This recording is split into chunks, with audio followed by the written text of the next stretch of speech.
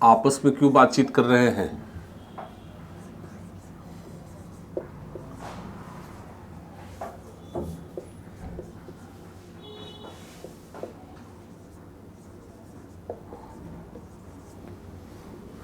Rise of nationalism in India.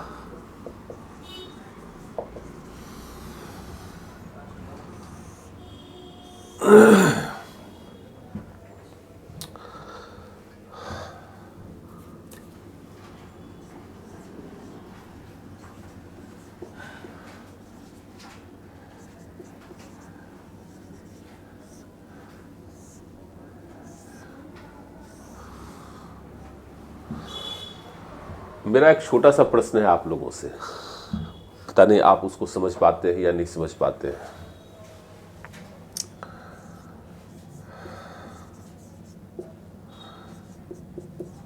एक word है state, दूसरा वर्ड है कंट्री, और तीसरा वर्ड है नेशन। तीनों को समझते हैं आप?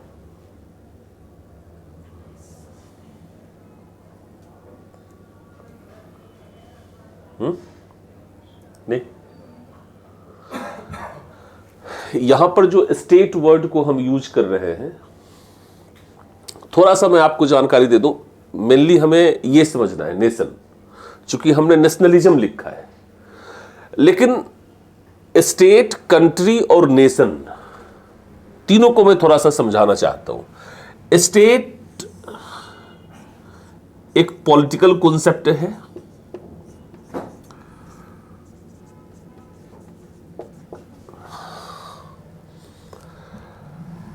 एंड इन एकेडमिक्स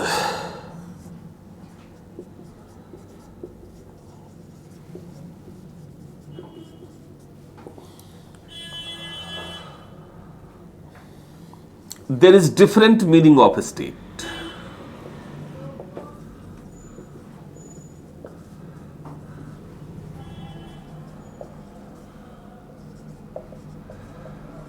तो भारत में आम लोग जो हैं,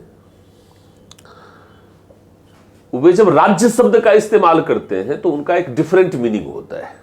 जैसे मैं आपसे ये पूछ लूं कि आप किस राज्य से हैं, तो आपका जो सेंस है राज्य से, वो उस राज्य के संदर्भ में है। लेकिन जब हम एकेडमिक्स में बात कर रहे होते हैं, एकेडमिक्स का मतलब है शैक्षणिक अर्थों में, अकादमिक अर्थों में, हिंदी में इसको अकादमिक अर्थ कहते हैं। तो जब हम अकादमिक अर्थों में बात कर रहे होते हैं, पॉलिटिकल साइंस के अंतर्गत बात कर रहे होते हैं, तो स्टेट वर्ड का एक डिफरेंट मीनिंग है, जो स्टेट एक पॉलिटिकल कॉन्सेप्ट को बतलाता है। स्टेट एकेडमिक्स में क्या है? एक पॉलिटिकल कॉन्सेप्ट है, एक राजनीतिक अवधारणा है। यह जो राजनीतिक अवधारणा है, यह क्या बतलाता है? तो यह बतलाता है कि in a specific state indicates about specific geographical territory. जो स्पेसिफिक ज्योग्राफिकल टेरिटरी को मैंने इस फिगर के माध्यम से डिनोट किया है।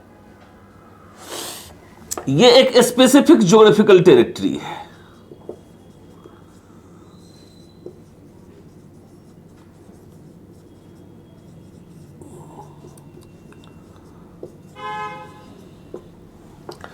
और इस स्पेसिफिक ज्योग्राफिकल टेरिटरी में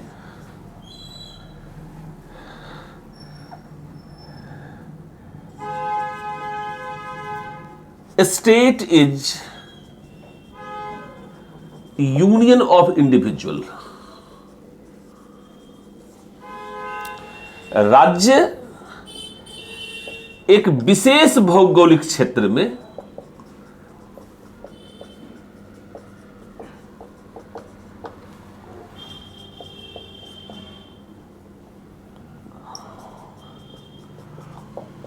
लोगों का संघ है। State is union of individual in specific geographical territory.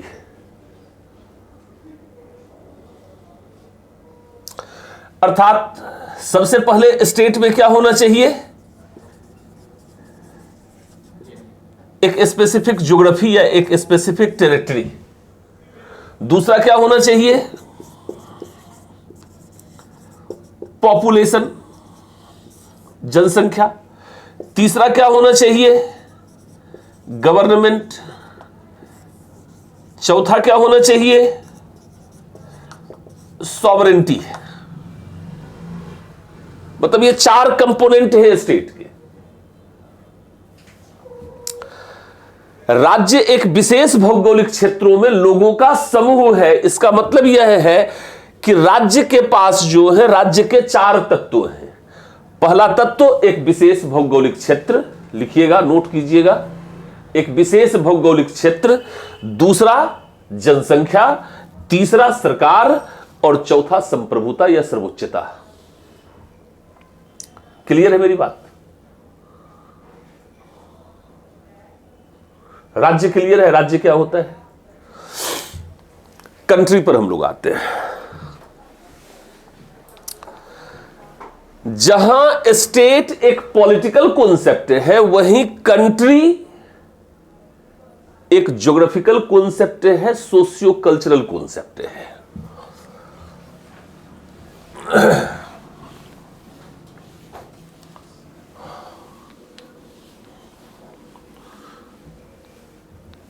ये एक geographical and socio cultural concept है।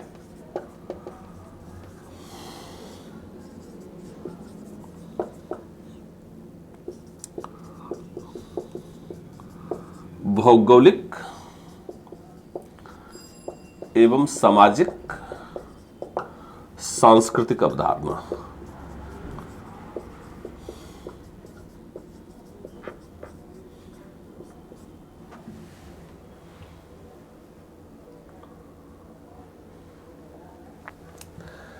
अर्थात कंट्री जो है वह एक विशेष भौगोलिक क्षेत्र और उसकी भौगोलिक विशेषताओं का प्रतिनिधित्व करता है। बात समझिएगा।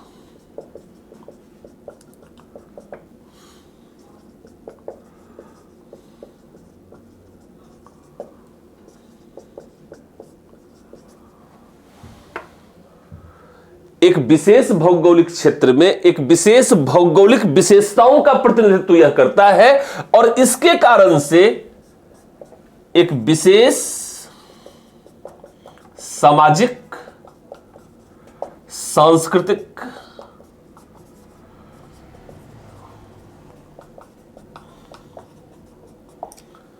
विशेषताओं का सूचक है यह। Because of specific geography and the features of geography, characteristics of geography,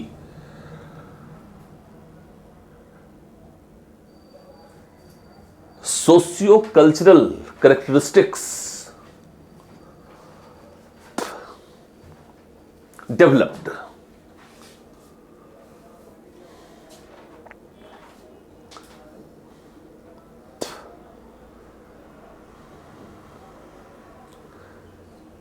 जैसे बिहार के लोग हैं,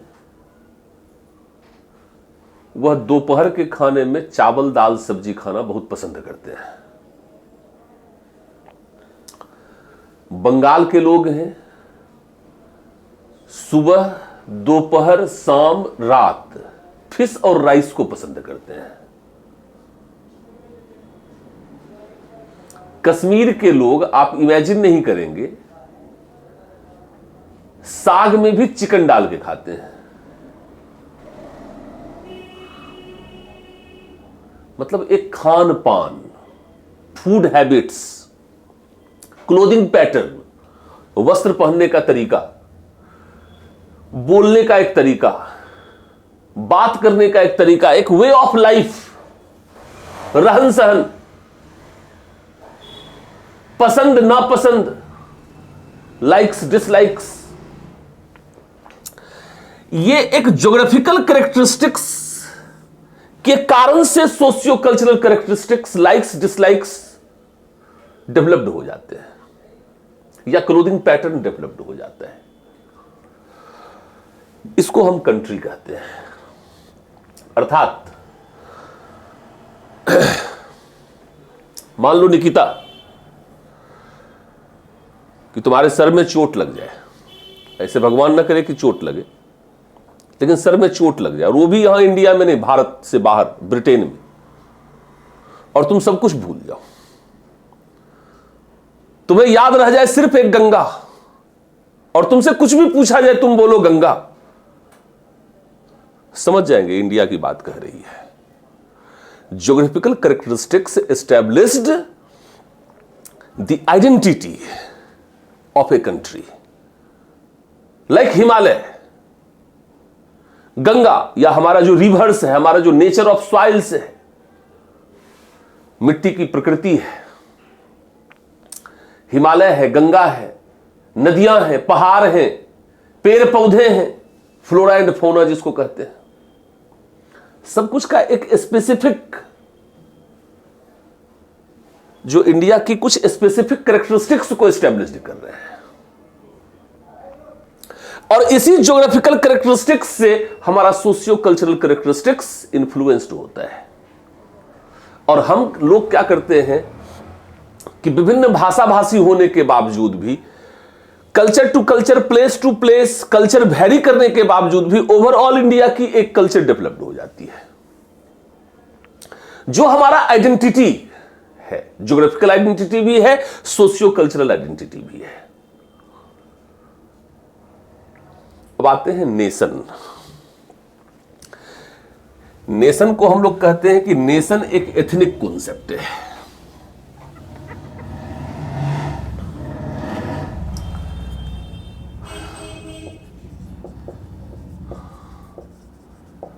एथनिक कॉन्सेप्ट है,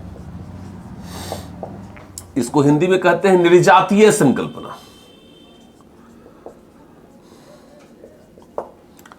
कहते हैं कि नेशन एक इमोशनल कॉन्सेप्ट है,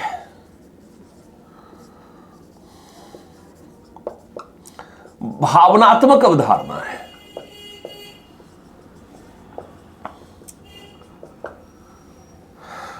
कहते हैं कि nation is sense of unity, sense of independence,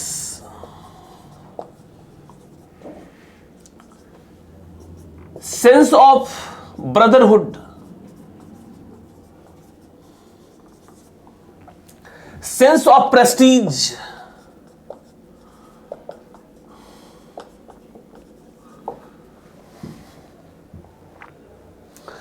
अर्थात राष्ट्र एक निर्जातीय संकल्पना है, राष्ट्र एक भावनात्मक अवधारणा है, यह एकता की भावना है, यह स्वतंत्रता की भावना भी है, यह स्वतंत्रता का बोध भी हमें कराता है, यह भाईचारे की भावना है,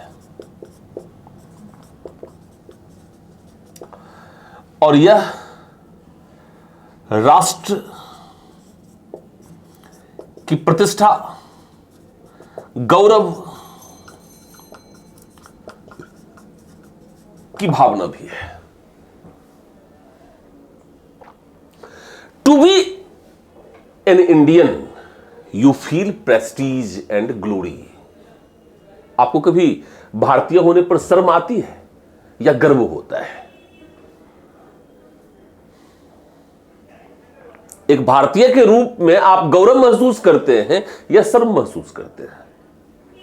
तो हम गौरव महसूस करते हैं। हमारा इंच 56 इंच का हो जाता है। हमारा जो छाती है सब भारतीयों का एक 56 इंच का सीना हो जाता है।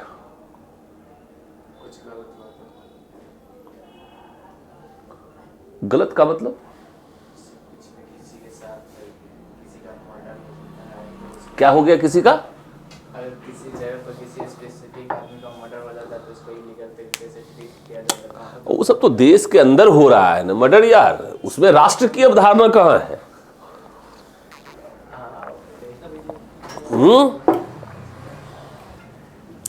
मर्डर हो जाता तो आपको भारतीय होने पर शर्म आती है? नहीं, उसको गलत तरीके से ट्रीट करते हैं। वो तो व्यक्ति गलत कर रहा है ना, राष्ट्र थोड़े गलत करता है कभी। राष्ट्र कभी कोई गलती नहीं करता। एक आध राष्ट्र है पाकिस्तान, गलतियां करता रहता है। जर्मनी था इससे पहले, गलतियां करता रहता था। हमारी नजर में, अपनी नजर में तो थोड़ी गलती कर रहे हैं।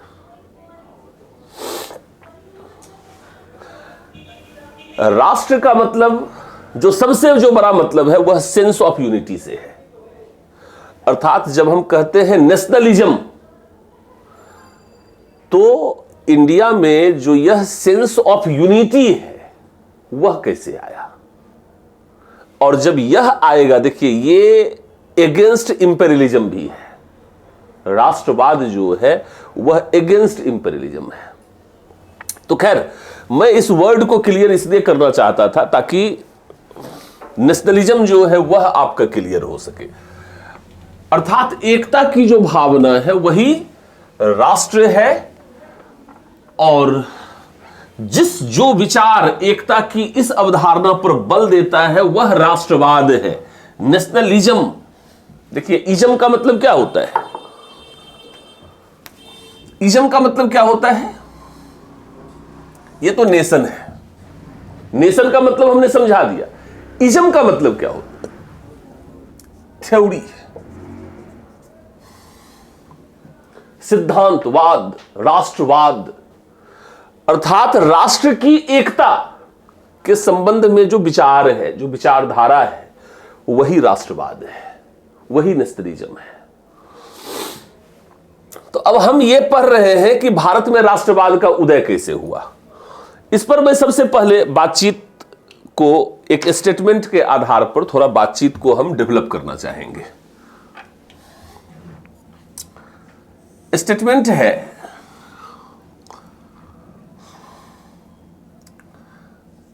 भारत ने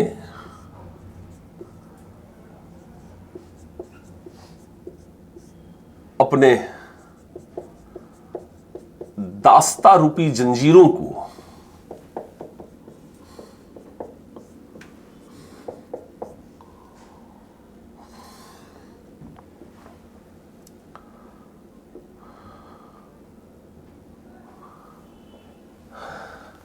या भारत ने अपने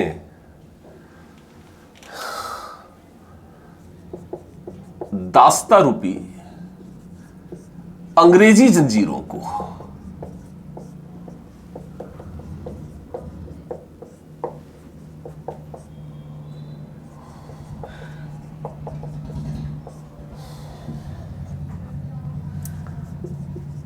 अंग्रेजी हथियारों से ही तोड़ दिया। कहते हैं कि इंडिया broke her fetters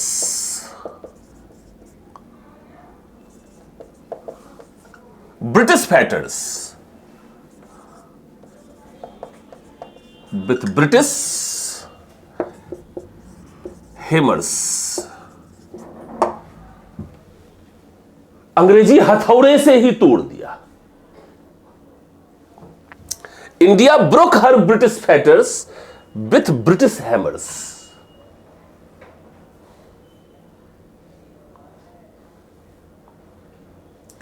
तो मैं ये कहना चाह रहा हूं इस स्टेटमेंट के माध्यम से कि ये ब्रिटिश हैमर्स क्या था। तो ये ब्रिटिश हैमर्स अर्थात पश्चिमी हथौड़ा क्या था, अंग्रेजी हथौड़ा क्या था? तो वह और कुछ भी नहीं बल्कि वह राष्ट्रवाद ही था, नेशनलिज्म ही था।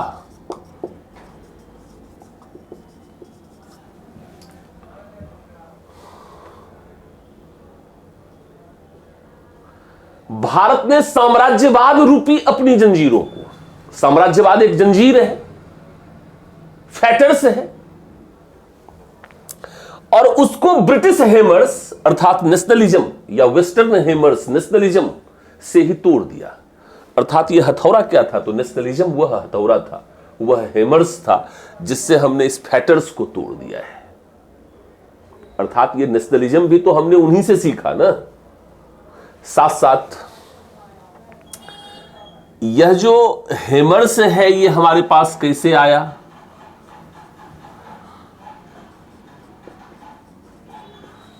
इंग्लिश एजुकेशन,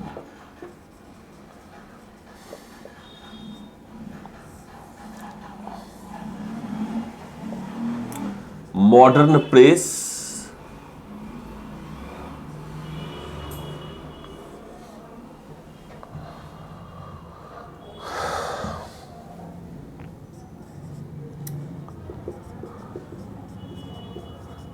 ब्रिटिश रूल,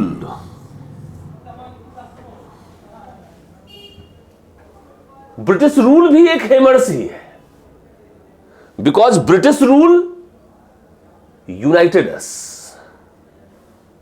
पहले हम बटे हुए थे, Bihar, Bengal, Maratha region, Karnataka region, Mysore region, Punjab region. जो 18th सेंचुरी है इंडिया का, जो लेटर मुगल पीरियड कहलाता है, उस लेटर मुगल पीरियड में क्या हुआ? इंडिया जो है वह पॉलिटिकली डिवाइडेड हो गया। और जब इंडिया पॉलिटिकली डिवाइडेड हुआ तो हम बटे हुए थे आपस में, और इसीलिए अंग्रेजों ने हमें वन बाय वन डिफीट कर दिया।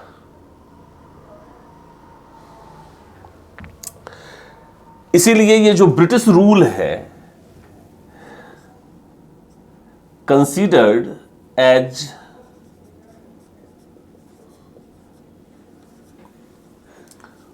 cause of political,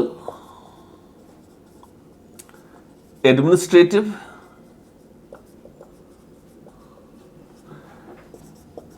and economic integration.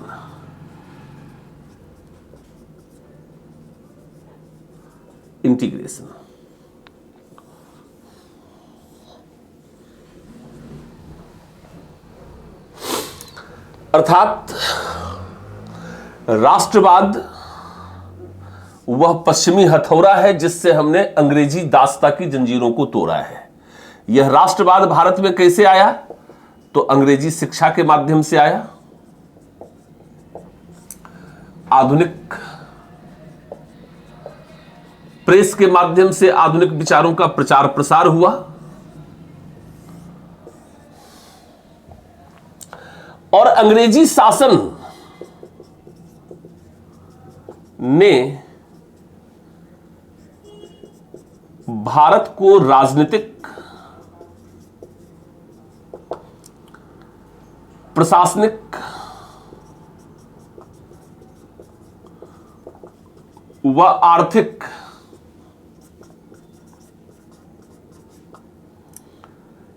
एकीकरण कर दिया।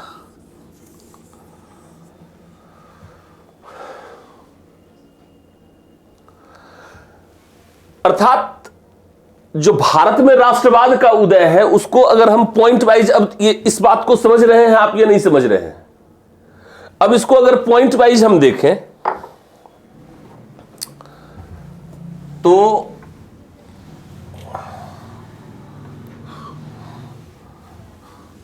राष्ट्रवाद के उदय के अंतर्गत अगर आप पॉइंट वाइज देखें तो फर्स्ट जो कॉज है वह अंग्रेजी शासन की स्थापना, अंग्रेजी शासन की स्थापना, establishment of British rule.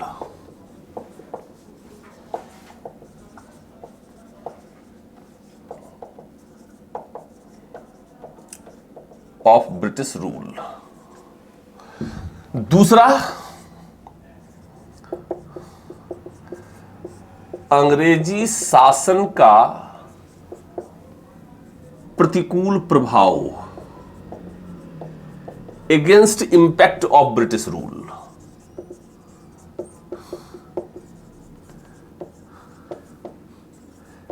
Impact of British rule.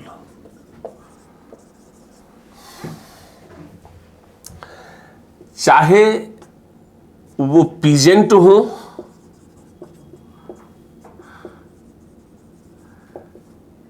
हैंडीक्राफ्ट्समैन हो, चाहे किसान हो, दस्तकार हो, शिल्पी हो,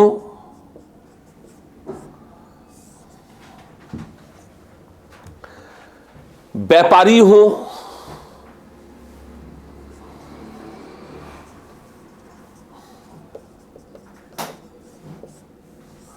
या कॉमन मैन हो, आम लोग हो, मतलब except landlords, except king and nawab, मतलब राजा महाराजा नवाब और जमींदारों को छोड़कर विभिन्न वर्गों के ऊपर अंग्रेजी शासन का प्रतिकूल प्रभाव था। And against British rule a sense of nationalism emerged. मतलब यह नेशनलिज्म क्या है? तो अगेंस्ट इंपेरियल रूल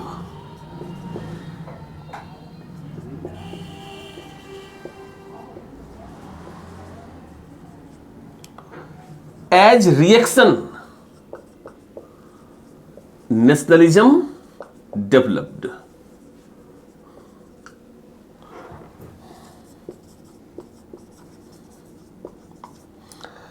अर्थात साम्राज्यवादी शासन के विरुद्ध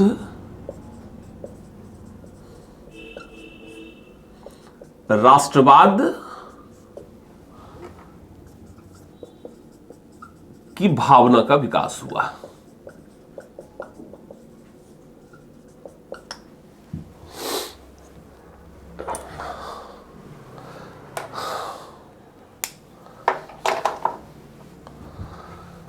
और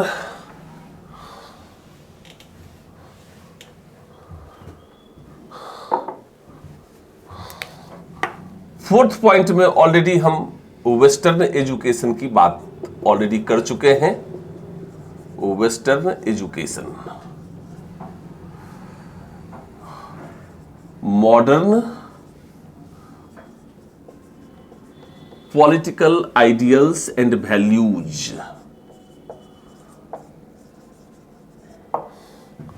अर्थात पाश्चात्य शिक्षा, आधुनिक राजनीतिक आदर्श व मूल्य, आदर्श व मूल्य।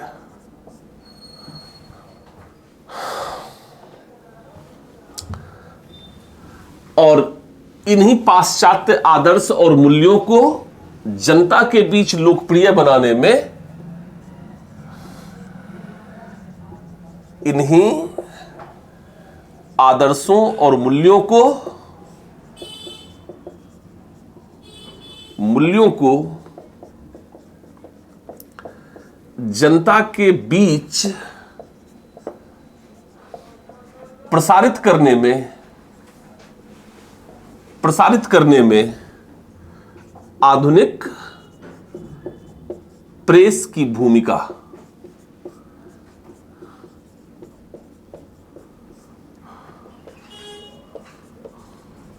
Modern press played important role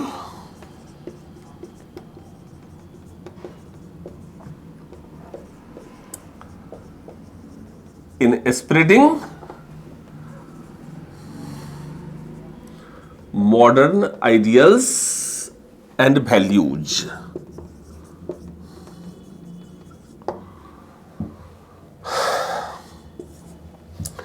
राष्ट्रवाद की भावना के उदय में 1857 के विद्रोह का प्रभाव भी था, क्योंकि इसने देशभक्ति की भावना को लोकप्रिय बनाया,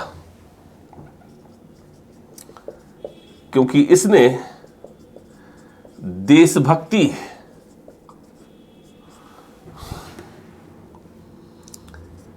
की भावना को लोकप्रिय बनाया।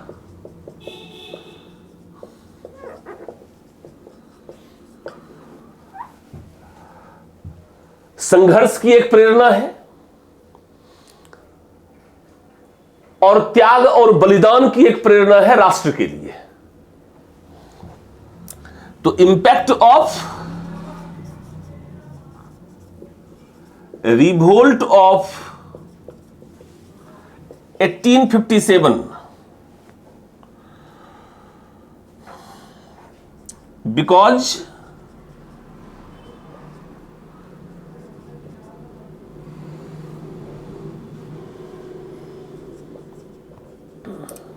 by their struggle,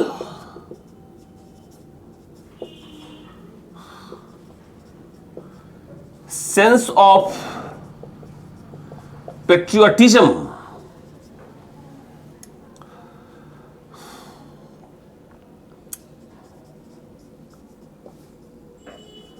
inspiration for struggle,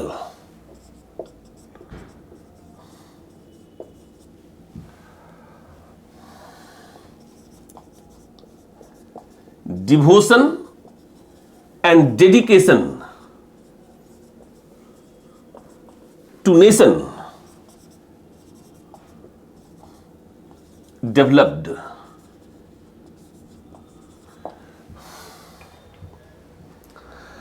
अर्थात 1857 के विद्रोह के प्रभाव ने लोगों में देशभक्ति की भावना का विकास किया, उन्हें संघर्ष के लिए प्रेरित किया और राष्ट्र के लिए त्याग और बलिदान करने के लिए भी उन्हें प्रेरित किया। 7th पॉइंट में हम लेंगे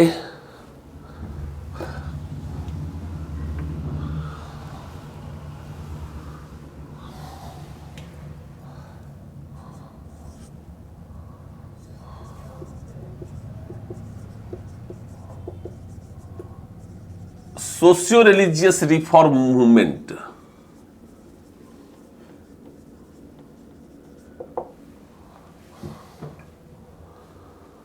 और इस संदर्भ में सबसे महत्वपूर्ण भूमिका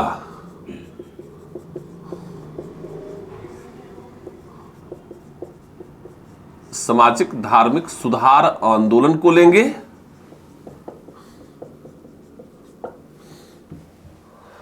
और इसमें सबसे महत्वपूर्ण भूमिका किसने निभाई? राजा राम मोहन राय ने। मोहन राय ने सबसे महत्वपूर्ण भूमिका निभाई है।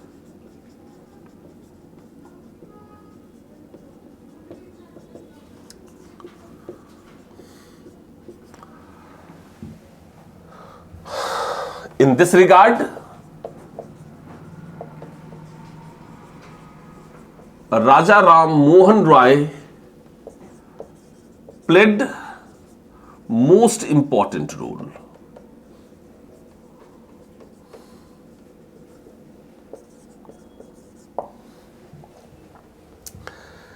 ये भारतीय और पाश्चात्य संस्कृति में जो श्रेष्ठ तत्व थे उसके समन्वय पर इन्होंने